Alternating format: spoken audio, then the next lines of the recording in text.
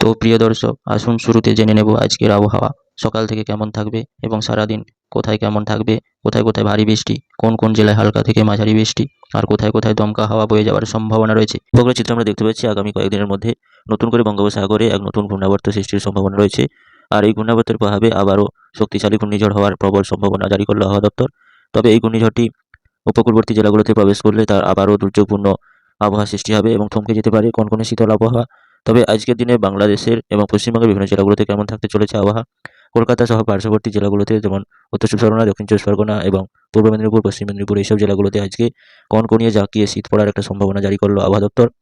এবং আবহাওয়া দপ্তর সূত্রে জানা যাচ্ছে আরামবাগ, চন্দননগর, শান্তিপুর, বর্ধমান এবং মালদা, মুর্শিদাবাদ এইসব জেলাগুলোতে বেলা বাড়ার সঙ্গে সঙ্গে কনকনে শীত উত্তরে শীতল বাতাস প্রবেশ করবে, যার ফলে কনকনে শীতল আবহাওয়া বিরাজ করার সম্ভাবনা রয়েছে। আবহাওয়া সূত্রে জানা যাচ্ছে উত্তরবঙ্গের বিভিন্ন জেলাগুলোতে যেমন দার্জিলিং, কালিম্পং এবং গ্যাংটক, শিলিগুড়ি, আলিপুরদুয়ার এইসব জেলাগুলোতেও উত্তরে শীতল বাতাস জাঁকিয়ে কনকনে শীতল আমেজ দিতে শুরু করেছে। পশ্চিমবঙ্গের উত্তর দিনাজপুর এবং দক্ষিণ দিনাজপুরে জাঁকিয়ে কনকনে শীত পড়ার একটা সম্ভাবনা জারি করলো আবহাওয়া দপ্তর।